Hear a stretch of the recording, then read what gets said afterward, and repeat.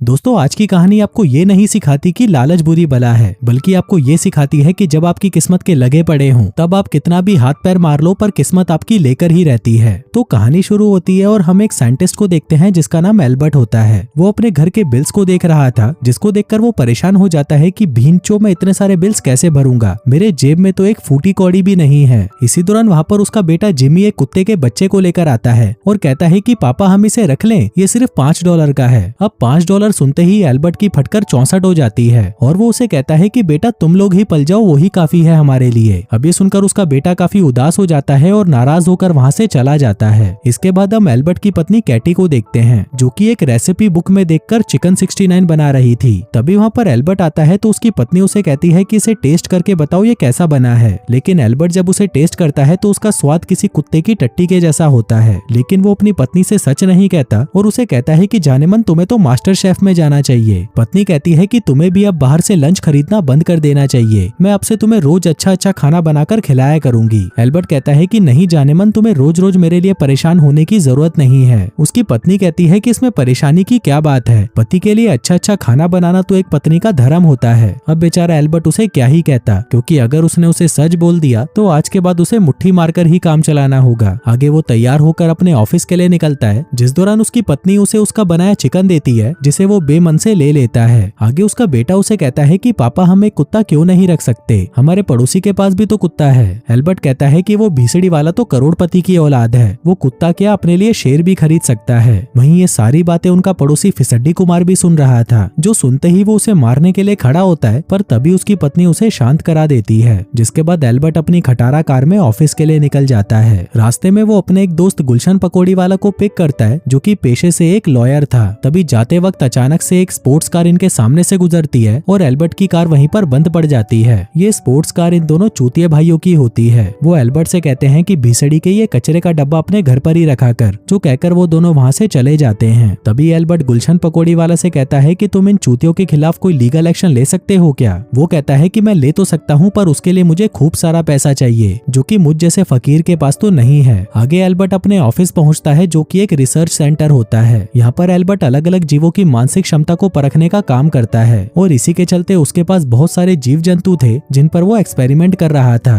अब वो अपनी वाइफ के बनाए हुए चिकन को उठाकर कचरे में फेंक देता है, पर तभी एक चिंपैंजी उस खाने को कचरे में से उठाकर खा लेता है और कुछ खाना अपनी पास वाली बतख को भी खिला देता है। अब उस चिकन को खाकर चिंपैंजी की तो घीण फट जाती है, लेकिन वो बतख उसे बड़े मजे से खा रही थी। इसी दौरान वहाँ पर एल्बर्ट का बॉस आता है और उससे पूछता है कि ये चिंपैंजी इतनी बुरी तरह से चिल्ला क्यों रहा है। एल्बर्ट कहता है कि शायद ये मुट्ठी मार मार कर परेशान हो चुका होगा, लेकिन उसके बॉस को उसका ये मजाक पसंद नहीं आता। आगे एल्बर्ट उस बतख को टेस्ट के लिए ले जाने लगता है, पर तभी उसका बॉस कहता है कि भीसड़ी के ये क्या कर रहा है तू, आज हम इस बतख पर टेस्ट नहीं करेंगे क्योंकि ये साली एकदम आलसी है, बस खाती है और सोती है। एल्बर्ट कहता है कि एक बार हमें इस पर टेस्ट करके देखना चाहिए, क्या पता इसका दिमाग बहुत तेज हो। अब उसका बॉस उसकी बात मान जाता है और उस बतख का एक टेस्ट लिया जाता है, लेकिन वो बतख तो बस वहाँ पर खड़ी रहती है। तभी स्पीकर में से कुत्ते के भौंकने की आवाज आती है, जिसको सुनकर वो बतख वहाँ पर एक अंडा दे देती है। अब ये देखकर एल्बर्ट का बॉस नाराज हो जाता है और वो उस बतख को बाहर फेंक देता है। आगे वो बतख घूमते घूमते रेडियोलॉजी डिपार्टमेंट में चली जाती है, जहाँ पर कुछ साइंटिस्ट गामा रेडिएशन के ऊपर एक्सपेरिमेंट कर रहे थे और ये वही गामा रेडिएशन है जिससे ब्रूस बैनर हल्क बना था। वहीं वो बतख भी गामा रेडिएशन से रेडियो एक्टिव हो जाती है, लेकिन तभी वहाँ पर बैठे साइंटिस्ट उसे देख लेते हैं और उसे वहाँ से बाहर निकालकर एल्बर्ट के हवाले कर देते हैं। वहीं एल्बर्ट को भी समझ नहीं आ रहा था कि वो इस बतख का क्या करे, इसलिए वो उसे घर लाकर अपने बेटे को दे देता है। कहता है कि ये लो बेटा, तुम्हें एक पेट चाहिए था ना, अब तुम इसका ख्याल रखो। लेकिन उस बतख को देखते ही उसके बेटे का मूड खराब हो जाता है, क्योंकि उसे तो एक कुत्ता चाहिए था। तभी एल्बर्ट अपनी पत्नी से कहता है कि हमें इस डक के लिए जल्दी ही कोई नया घर ढूंढना होगा, क्योंकि हम अपना खर्चा तो उठा नहीं पा रहे, इसका कैसे उठाएंगे। इसलिए जो किसान हमारी कॉलोनी में आता है तुम ये बतख उसे दे देना। दूसरी तरफ जिमी उस डक के साथ खेलने लगता है और कुछ ही समय में उसे वो डक पसंद आ जाता है और वो उसका नाम चार्ली रख देता है। अगले सीन में हम एल्बर्ट और उसकी पत्नी को देखते हैं जो कि किचन में होते हैं और तभी उन्हें जिमी की आवाज आती है जो कि मदद के लिए चिल्ला रहा था। तभी एल्बर्ट भागते हुए बाहर आता है और देखता है कि वो बतख पड़ोसियों के स्विमिंग पूल में गिर गया था और उसका पड़ोसी उस बतख को मारने की कोशिश कर रहा था। तभी उनका कुत्ता भी उस बतख के पीछे पड़ जाता है, लेकिन तभी एल्बर्ट उसे बचाने के लिए स्विमिंग पूल में कूद जाता है, पर उनका पड़ोसी एल्बर्ट को भी मारने की कोशिश करता है। लेकिन तभी कैटी उसे स्विमिंग पूल में धक्का देकर अपने पति को बचा लेती है। आगे वो दोनों अपने गार्डन में आ जाते हैं, पर पड़ोसियों का कुत्ता जो जोर जोर से भौंकने लगता है, जिसको सुनकर वो बतख एक अंडा दे देती है। अब ये देखकर जिमी बहुत खुश होता है और तभी वो बतख एक के बाद एक 3 अंडे देती है। अब उन अंडों को देखकर एल्बर्ट समझ जाता है कि कुत्ते के भौंकने की वजह से ये बतख अंडे देती है। आगे एल्बर्ट जब ये बात अपनी पत्नी को बताता है तो उसकी पत्नी कहती है कि ये तो बहुत अच्छी बात है, क्योंकि अब से हमें फ्री में अंडे मिलने वाले हैं। एल्बर्ट कहता है कि ये बतख रेडियो एक्टिव है, इसलिए इसके अंडों को खाना हमारे लिए ठीक नहीं होगा। फिर रात को सभी के सोने के बाद एल्बर्ट उन अंडों को जमीन में गाड़ने के लिए अपने गार्डन में आता है, पर इसी दौरान उसमें से एक अंडा नीचे गिरकर टूट जाता है। पर उस अंडे के गिरने पर एल्बर्ट को किसी मेटल जैसी आवाज आती है। एल्बर्ट उसे उठाकर देखता है कि उस टूटे हुए अंडे में से एक छोटा सा सोने का अंडा निकलता है। अब वो उसे देख ही रहा था कि तभी उसका दोस्त गुलशन पकौड़ी वाला उसे देख लेता है, जिसको देखकर एल्बर्ट अंडा छुपा लेता है। तभी गुलशन पकौड़ी वाला उसे कहता है कि अबे चूतिए, तू इस टाइम पर यहाँ क्या कर रहा है, अंदर जा और सो जा। जो कहकर वो वहाँ से चला जाता है। वहीं एल्बर्ट को यकीन नहीं आ रहा था कि क्या ये सच में सोने का अंडा है, इसलिए वो इसे अपने पास में रख लेता है ताकि वो इसकी जांच करा सके। फिर अगले दिन एल्बर्ट उस अंडे की जांच कर रहा होता है कि तभी वहाँ पर उसका बॉस आ जाता है, जिसको देखकर एल्बर्ट उसको छुपा लेता है। आगे वो अपने बॉस के पास जाकर उनसे पूछता है कि क्या ऐसा पॉसिबल है कि रेडिएशन की वजह से एक अंडे देने वाला जानवर सोने के अंडे देने लग जाए। बॉस कहता है कि हाँ, ऐसा पॉसिबल तो है। इसके बाद वो उसे एक सच्ची घटना के बारे में बताता है, जहाँ पर एक मेडिकल स्टूडेंट ने एक अंडे को रेडियो एक्टिव किरणों से गुजारा, जिसके बाद उसने देखा कि अंडे के ऊपरी हिस्से में तो कोई बदलाव नहीं हुआ, लेकिन उसके अंदर का हिस्सा सोने का हो गया। अब ये सुनकर एल्बर्ट बहुत ज्यादा एक्साइटेड हो जाता है, लेकिन फिर वो अपने बॉस के सामने खुद को किसी तरह कंट्रोल कर लेता है। आगे एल्बर्ट उस अंडे को चेक करवाने के लिए एक लैब में भेजता है, जहाँ पर उसे पता चलता है कि वो एक प्योर गोल्ड है। अब ये सुनकर एल्बर्ट बहुत खुश होता है और उस लैब की रिपोर्ट को भी अपने साथ ले जाता है, जिसके बाद वो ये बात अपने दोस्त गुलशन पकौड़ी वाला को भी बता देता है, लेकिन उसको एल्बर्ट की बातों पर बिल्कुल भरोसा नहीं होता। एल्बर्ट कहता है कि भाई तू एक बार मेरे साथ मेरे घर चल, मैं तुझे बताता हूँ कि ये बतख किस तरह सोने का अंडा देती है। आगे घर आकर एल्बर्ट कैटी से कहता है कि जाने मन हम जल्दी ही अमीर होने वाले हैं, क्योंकि हमारी बतख ने जो अंडे दिए थे वो सभी सोने के हैं। अब जल्दी से बताओ वो बतख कहाँ पर है। अब ये सुनकर कैटी की फट जाती है, क्योंकि उसने तो उस बतख को किसान को दे दिया था। तभी एल्बर्ट गुस्से में उसे कहता है कि भीसड़ी की, आज तक तो तूने मेरी कोई बात नहीं मानी, तो फिर आज तुझे क्या हुआ। अब जल्दी से बता कि वो किसान रहता कहाँ पर है। कैटी कहती है कि उसका एड्रेस कुकी जार में पड़ा हुआ है। एल्बर्ट जल्दी से कुकी जार में से उसका एड्रेस निकालता है, जिसके बाद वो और गुलशन पकौड़ी वाला उस किसान के पास जाने लगते हैं, जिस दौरान वो जिमी और कैटी को भी अपने साथ ले जाते हैं। आगे उस किसान के पास जाकर एल्बर्ट उसे उस बतख के बदले $5 ऑफर करता है, जिस पर वो किसान भी उसे उसकी बतख देने के लिए मान जाता है और कहता है कि जाकर अपनी बतख को ढूंढ लो। पर एल्बर्ट अंदर जाकर देखता है कि वहाँ पर तो बहुत सारी बतखें होती हैं और उनमें से अपनी वाली की पहचान करना नामुमकिन था। तभी उसके दिमाग में एक आइडिया आता है और वो भौंकना शुरू कर देता है, भौ भौ भौ भौ भाऊ भौ भौ भौ भौ भाऊ। लेकिन उसकी ये तरकीब भी काम नहीं आती। उधर जिमी भी अपनी बतख ना मिलने से काफी उदास हो जाता है और वहाँ का मेन गेट खोल देता है, जिससे सारी बतखें वहाँ से बाहर निकल जाती हैं। पर तभी वो देखता है कि उनमें से एक बतख उसका पीछा कर रही है, जिसको देखकर वो समझ जाता है कि यही उसकी बतख है। तभी एल्बर्ट वहाँ पर आता है और अलग अलग आवाजों में भौंकना शुरू कर देता है, भौ भौ भौ भौ भाऊ भौ भौ भौ भौ भाऊ।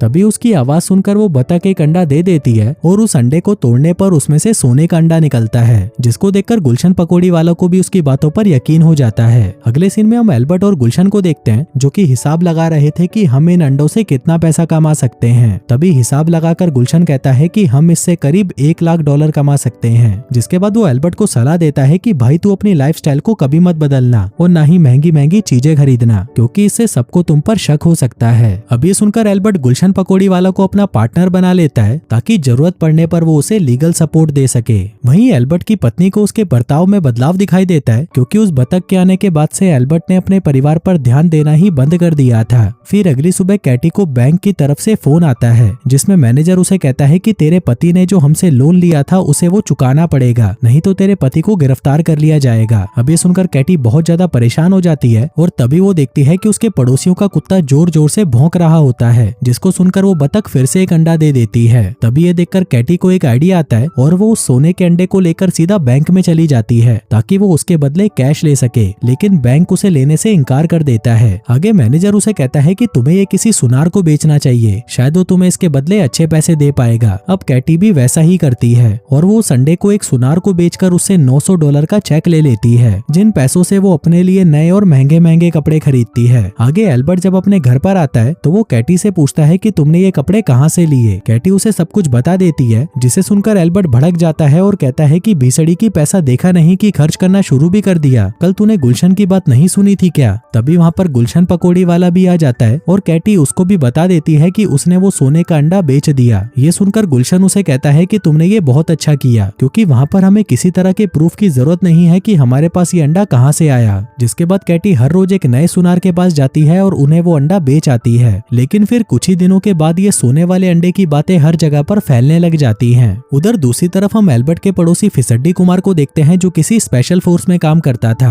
और उन्हें किसी से पता चला था कि शहर में कई सुनारों के पास अजीब तरह के सोने के अंडे पाए गए हैं। फिसड्डी कुमार को लगता है कि शायद ये माफिया के लोगों का काम है, इससे वो अपना ब्लैक का पैसा व्हाइट कर रहे हैं। इसी दौरान एक ऑफिसर फिसड्डी कुमार को उन लोगों का नाम बताता है जो अक्सर सुनार के पास सोना बेचने जाते थे, जिनमें उनके पड़ोसी एल्बर्ट और उसकी पत्नी का नाम भी होता है। जो सुनकर फिसड्डी कुमार भी हैरान रह जाता है कि इन भिखमंगों के पास इतना सोना आया कहां से। जिसके बाद वो उसके परिवार के ऊपर नजर रखने लगता है। आगे जब एल्बर्ट अपने घर पर आता है तो वो देखता है कि उसका पड़ोसी आज उससे काफी अच्छे से बात कर रहा था, जिससे वो समझ जाता है कि ये साला उस पर नजर रखे हुए है। वो भागकर अंदर जाता है और अपनी पत्नी से कहता है कि कहीं तुमने उस फिसड्डी को कुछ बताया तो नहीं। पत्नी कहती है कि नहीं, मैंने उसे कुछ नहीं बताया। इसी दौरान गुलशन पकौड़ी वाला भी वहाँ पर आ जाता है, जिसके नए कपड़े और स्पोर्ट्स कार को देखकर एल्बर्ट उसे कहता है कि भीसड़ी के ये क्या बकचोदी है, तूने तो मुझे मना किया था कि अपनी लाइफस्टाइल कभी मत बदलना। गुलशन कहता है कि भाई मेरे पास एक नई तरकीब है, जिससे हम सरकार से चोरी छुपे इन पैसों को खर्च कर सकते हैं। हम एक पेपर पर जाली व्यापार शो करेंगे और बताएंगे कि सारा पैसा उसी व्यापार से आ रहा है। पर तभी एल्बर्ट गुलशन को बताता है कि भाई एक बुरी खबर है। दरअसल मैंने उन अंडों की फिर से जांच कराई थी और उनमें गामा रेडिएशन की मात्रा कम होने लगी है, जिसका मतलब है कि वो बतख जल्दी ही सोने का अंडा देना बंद कर देगी। और साथ ही हमारे पड़ोसी फिसड्डी कुमार को भी हम पर शक हो चुका है। आगे एल्बर्ट अपनी पत्नी से पूछता है कि बतख कहाँ पर है। उसकी पत्नी कहती है कि वो तो जिमी के पास है और जिमी चूतिए भाइयों के घर पर उनके साथ खेलने गया है। अब ये सुनते ही एल्बर्ट और गुलशन उन भाइयों के घर पर चले जाते हैं। वहीं घर पर हम उन तीनों को देखते हैं जो कि गैराज में पता नहीं क्या कर रहे थे।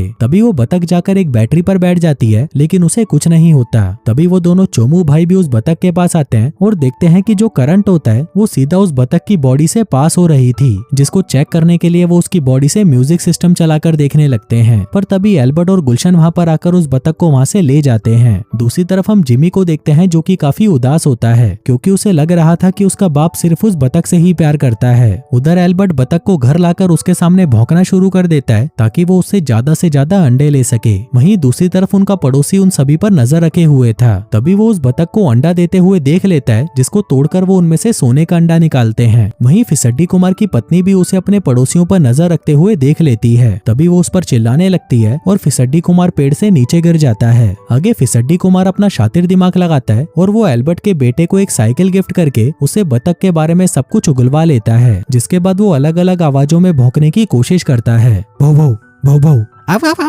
भौ भौ आऊ आऊ भौ भौ भौ भौ भौ भौ भौ भौ भौ भौ भौ। लेकिन इससे कुछ भी नहीं होता। पर तभी उसका कुत्ता भी भौंकना शुरू कर देता है, जिससे वो बतख एक अंडा दे देती है। लेकिन इससे पहले कि वो उस अंडे को तोड़कर देख पाता, एल्बर्ट की पत्नी कैटी वहाँ पर आती है और वो उस अंडे के साथ अपने बेटे और बतख को लेकर घर के अंदर चली जाती है। और जाने से पहले वो फिसड्डी कुमार से कहती है कि भीसड़ी के तुझे शर्म आनी चाहिए, अपने पड़ोसियों के अंडे चुराता है तू। आगे कैटी एल्बर्ट को बता देती है कि फिसड्डी कुमार को हमारी बतख के बारे में सब कुछ पता चल चुका है। दूसरी तरफ हम फिसड्डी कुमार को देखते हैं, जो कि अपने बॉस को बता रहा होता है कि हमारे पड़ोसियों के पास एक ऐसी बतख है जो कि सोने का अंडा देती है। लेकिन उसके बॉस को इस बात पर विश्वास नहीं होता। पर तभी उसके बॉस को प्रेसिडेंट का कॉल आता है, जो उसे कहती है कि हमें पता चला है कि एक ऐसी बतख है जो सोने का अंडा देती है, इसलिए तुम लोग उसे जल्दी से जल्दी पकड़कर हमारे पास लेकर आओ। दूसरी तरफ एल्बर्ट और गुलशन पकौड़ी वाला घर पर आते हैं और कैटी से वो सोने का अंडा मांगने लगते हैं। पर तभी वहाँ पर फिसड्डी कुमार अपनी टीम को लेकर आ जाता है और उनसे कहता है कि हम उस बतख को लेने आए हैं और हमारे पास वारंट भी है। जिसके बाद एक ऑफिसर उस बतख को लेने के लिए ऊपर जाने लगता है। लेकिन तभी एल्बर्ट का बेटा जिमी उस बतख को लेकर खिड़की से बाहर आता है और वहाँ से भाग जाता है। उधर घर पर जब उन्हें वो बतख नहीं मिलती तो वो उसको ढूंढने के लिए बाहर निकल जाते हैं। वहीं जिमी उस बतख को लेकर एक ट्रक में जाकर छुप जाता है। तभी फिसड्डी कुमार और उसके लोग वहाँ पर आ जाते हैं और बाहर जिमी की साइकिल को देखकर समझ जाते हैं कि वो इस ट्रक में छुपा हुआ है। जिसके बाद वो लोग उस ट्रक का पीछा करने लगते हैं। आगे वो उस ट्रक को रोककर उसकी तलाशी लेते हैं, लेकिन जिमी उससे पहले ही वहाँ से भाग चुका था। हम जिमी को देखते हैं जो उस बतख के साथ एक कचरे के डिब्बे में छुपा हुआ था, पर तभी वहाँ पर एक कचरे वाला ट्रक आता है और उन दोनों को उठाकर वहाँ से चला जाता है। लेकिन तभी वो बतख उस ट्रक से बाहर निकलती है और नीचे कूद जाती है। वहीं जिमी भी उस ट्रक से कूद जाता है और उसको पकड़ने लगता है। उधर फिसड्डी कुमार और एल्बर्ट भी वहाँ पर आ रहे थे और तभी उन दोनों का एक्सीडेंट हो जाता है। वो दोनों गाड़ी से बाहर निकलकर देखने लगते हैं, लेकिन इतने में ही चोमू भाई वहाँ पर आ जाते हैं और जिमी उस बतख को लेकर उनके साथ वहाँ से चला जाता है। उधर एल्बर्ट और कैटी वहाँ पर खड़ी एक गाड़ी को लेकर उनका पीछा करने लगते हैं। आगे एल्बर्ट गाड़ी के पीछे लगी हुई सीढ़ी के ऊपर चढ़ जाता है ताकि वो उस बतख को उड़ते समय पकड़ सके।